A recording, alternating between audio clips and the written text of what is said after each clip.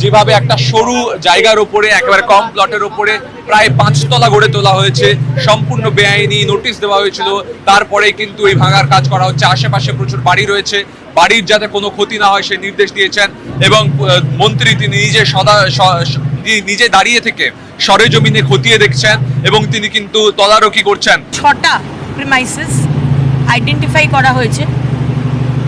কিছু কিছু আছে Raju Naskar বেলেঘাটার, again notorious criminal and a very close aide of TMC, সোনা পাপ্পু, বাবু সোনা, এরা সব নোটোরিয়াস ক্রিমিনাল। এবং আরেকটা হচ্ছে বিধায়ক জাভেদ খান, তার ছেলে, সেখানকারও 2টো প্রিমাইসেস আমরা আইডেন্টিফাই করেছি যেটা কমপ্লিটলি ইলিগাল। এরকম যারা কেএমসির তরফ থেকে বা আমাদের সরকারের তরফ থেকে যাদের দায়িত্ব ছিল দেখা যে কোথায় ইলিগাল হচ্ছে, কোথায় বাড়িটার সাথে আবার ইলিগাল জুড়ে দেওয়া হচ্ছে, তাদের উপরেও অ্যাকশন যেরকম নেওয়া হবে সেরকম যারা বানিয়েছে, যারা টাকা ঢেলেছে, যারা ডেভেলপার, যারা প্রমোটার, তাদের উপরেও অ্যাকশন নেওয়া হবে। যে আগের সরকার 15টা বছর যারা যে মন্ত্রী এবং যে টিম এই দপ্তর চালিয়েছে তারা এই বিষয়গুলোকে দেখেনি বলবো না, দেখেছে, ইগনোর করে গেছে, কম্প্রোমাইজ করে নিয়েছে, ক্যাশ বা কাইন্ডের বিনিময়ে তাদেরও শাস্তি হবে। তিনি যখন এখানে এসেছেন তারপর থেকেই কিন্তু পুরসভার সাথে কন্টিনিউয়াস যোগাযোগে রয়েছেন। সোনা পাপ্পু, বিশ্বজিৎ পোদ্দার ইতিমধ্যে কেন্দ্রীয় তদন্তকারী সংস্থার কাছে গ্রেপ্তার। সে যেভাবে একের পর এক এভাবে বেআইনি নির্মাণ বানিয়েছিল, তার সঙ্গে সঙ্গে তোলাবাজি ইত্যাদি কাণ্ডের সঙ্গে সে জড়িত, সেখানে কিন্তু সমূলে বিনাশ করার জন্যই কিন্তু এই বাড়ি, যে বাড়ির সামনে আমরা এই মুহূর্তে দাঁড়িয়ে রয়েছি, যে বাড়ি কিন্তু একেবারে সরু জায়গার উপর কিন্তু 5 তলা বাড়ি, সেই বাড়িকে কিন্তু সম্পূর্ণরূপে ভেঙে ফেলা হচ্ছে। এবং ইতিমধ্যেই কিন্তু এটা আমরা জানলাম যে প্রথমে ফ্লোরগুলোকে ভেঙে দেওয়া হবে, তারপরে পার্টিশন ওয়াল ভাঙা হবে এবং তারপর রূপ থেকে ভাঙতে নামা হবে। এবং যখন এই বেআইনি নির্মাণ ভাঙার কাজ চলবে তখন যাতে কারুর কোনো অসুবিধা না হয় তার সরেজমিনে খতিয়ে দেখতে দাঁড়িয়ে আছেন মন্ত্রী অগ্নিমিত্রা। আমরা সরাসরি সেই ছবিটা দেখতে পাচ্ছি এবং ইতিমধ্যেই কিন্তু ভাঙার কাজ শুরু হয়ে গেছে। আগে যেগুলো আমরা মানে একদম সেফ আছে, যেখানে কিছু সেরকম নেই, যেমন এইটা আছে, আগে এইগুলোকে করি, এক একটা করে ধরবো, সবাইকে ধরবো।